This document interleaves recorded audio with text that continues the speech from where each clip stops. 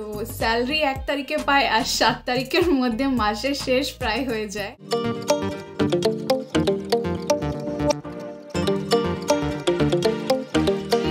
Welcome back to the channel. আজ যারা নতুন আছো তারা চ্যানেলটিকে সাবস্ক্রাইব করে নিও, আর পাশে রাখা যে বেল বাটনটা আছে সেটা কিন্তু প্রেস করতে একদম ভুলো না। বন্ধুরা, আজকে খুব ইন্টারেস্টিং একটা ভিডিও দেখবো, আর সেইটা হলো কি করে বাংলাদেশের ভোলা গ্রাম গুলশানের মতন পশ এলাকা তৈরি হলো। তো চলো বন্ধুরা, আর কথা না বাড়িয়ে ডাইরেক্ট ভিডিওতেই যাই, তারপর নয়তো আমাদের সাথে কথা হবে। তো ভিডিওটা শুরু করি, চলো শুরু করা যাক, দেখা যাক হিস্ট্রি অফ গুলশান। এটা আগে আমি বোধহয় ভিডিও একটা দেখেছি, ডিটেলসে দেখা হয়নি, জানি এই জিনিসটা। গুলশান দেশের সবচেয়ে অভিজাত এলাকা, এ নিয়ে কারো সংশয় নেই। কিন্তু এই গুলশানের পেছনের গল্পটি কেউ জানেন? আমাদের কথা হয় এমন একজনের সঙ্গে যিনি 6 দশক আগে ছিলেন এই এলাকার বাসিন্দা। 60-এর দশকে মোজাম্মেল হকের পরিবারের এখানে ছিল বসতঘর, কৃষিজমি। আগে যখন ভোলা ছিল, পারামোনা ছিল, তখন ছিল এটা উন্নত গ্রাম, গাছে ফলে বৃক্ষে সবকিছুতেই পরিপূর্ণ ছিল।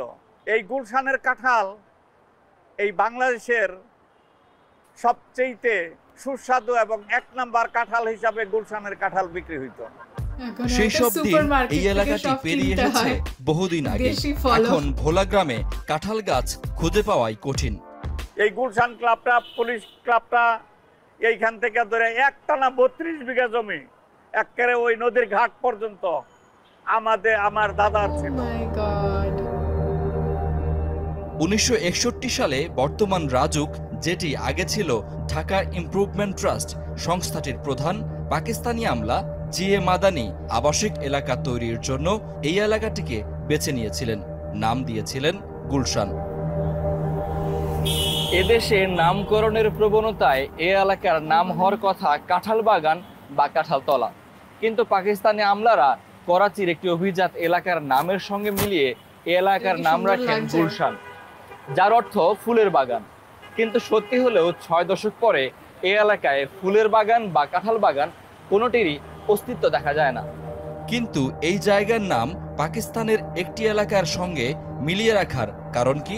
পাকিস্তানিরা তাদের যে ধর্মভিত্তিক রাষ্ট্রের কনসেপ্ট, সেই কনসেপ্ট অনুযায়ী বিভিন্ন স্থানের নামকরণ করে ফেলে জনগণের যে চৈতন্য, সেই চৈতন্যেই পরিবর্তন আনতে চেষ্টা করেছে। যেমন ধরুন আপনার পাকিস্তানি তখনকার রাজধানী ছিল করাচি, তার আদলে সেখানকার একটা অভিজাত এলাকা গুলশান, তার আদলে ঢাকায় তারা ভোলা গ্রামকে গুলশান নামকরণ করেছে। তো এক হচ্ছে এর মাধ্যমে অভিজাতদের জন্য বিশেষ এলাকা তৈরি, 2 নাম্বার হচ্ছে গুলশান নামকরণের মাধ্যমে একটা বিশেষ মনস্তাত্ত্বিক প্রভাব তৈরি করা, এই চেষ্টা করেছে। আবাসিক এলাকা হিসাবে প্রতিষ্ঠার পর এখানে প্লট বরাদ্দ দিতে শুরু করে ডিআইটি। আমলা এবং ব্যবসায়ীরা প্লট বরাদ্দ নিয়ে বসবাসের জন্য বাড়ি তৈরি করতে থাকেন। তখন এলাকাটি ছিল ছিমছাম ছায়া ঘেরা। আবাসিক এলাকা হিসেবে গড়ে তোলা হলেও 80-র দশকের পর থেকে গুলশানে বহুতল ভবনগুলো গড়ে উঠতে থাকে। আর এখন তো রাজধানীর সবচেয়ে বড় আকাশছোঁয়া ভবনগুলোর অবস্থান গুলশান অ্যাভিনিউর 2 পাশে। ঝা চকচকে আধুনিক ভবনগুলোর বেশিরভাগই তৈরি হয়েছে গত 1 দশকে। বহুজাতিক কোম্পানি আর ব্যাংকগুলোর কার্যালয় হিসেবে ব্যবহার হচ্ছে এসব ভবন। এছাড়া এখানে আছে 5 তারকা হোটেল, শপিং মল। দৃষ্টিনন্দন স্থাপত্যের এই ভবনগুলো এখন পরিণত হয়েছে গুলশানের ল্যান্ডমার্ক হিসেবে। আলিশান গুলশানের চাকচিক্যে ভরা জীবন চোখ ধাঁধিয়ে দেবে যে কারো। এখানে হামেশাই সড়কে চলে বিলাসবহুল ব্র্যান্ডের আর সাম্প্রতিক মডেলের গাড়ি। গুলশানে আভিজাত্যের পাশাপাশি জীবনযাপনের লড়াইও চলে। খাওয়ার খরচ কমাতে এখানেও আছে টং দোকান। আবাসিক ও বাণিজ্যিক প্রতিষ্ঠানে কাজ করা হাজারো মানুষ এখানে আসেন শুধুই জীবিকার তাগিদে। সড়কে কোটি টাকার গাড়ির পাশে ফুটপাথে অল্প টাকার পুঁজিতে ব্যবসা করে সংসার সামলানোর সংগ্রাম করে যাচ্ছেন ইউনুসের মতো অনেকে। গুলশান যে প্রত্যেকে বড় লোক তাই এমন কিছু না, অনেকেই আছে অফিসে শুধু একটা জব করতেছে, অনেকেই আছে বাইরে থেকে অনেকে কাজ করতে আসে, বিভিন্ন হয়তো অফিস যেখানে আছে এখানে বিভিন্ন কোয়ালিটির পেশাজীবী মানুষও আছে, বাট ওই লেভেলের যারা আছে ওরাই কিন্তু তাদের তো আমাদের কাছ থেকে রেন্টই চলে যায় মনে হয়। আমরা অনেক দূর থেকে আসি, এসে কাজকর্ম করে আবার বিকেলে চলে যাই।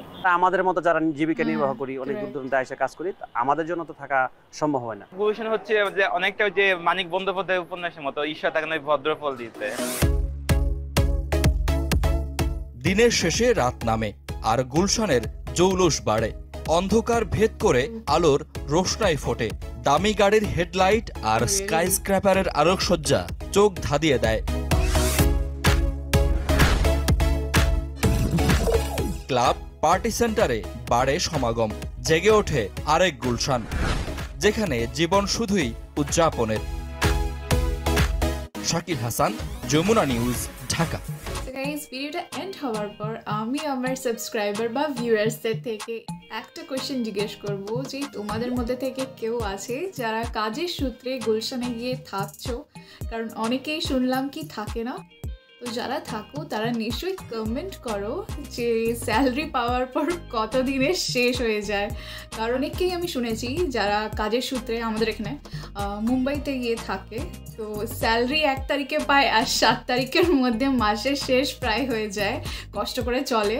আর কারণ একটাই, বুঝতে পারছো যে ঘর রেন্ট নেওয়া মানে অনেক বড় ব্যাপার। রেন্টেই হাফ স্যালারি বেরিয়ে যায়, তারপর অন্যান্য খরচা তো আছেই। আর স্পেশালি যখন কম্পেয়ার করি কলকাতার সঙ্গে মুম্বাইয়ের, তখন এখানে যেই জিনিসগুলো যত সস্তায় পাওয়া যায় সেখানে ওটা ডাবল বা ট্রিপল দামে। তো নিশ্চয়ই গুলশানেও এমনি হবে। তো সেকেন্ড যে জিনিসটা, কারা কারা এই ব্যাপারটা জানতে যে গুলশান শহর ভোলা নামের একটা গ্রাম ছিল।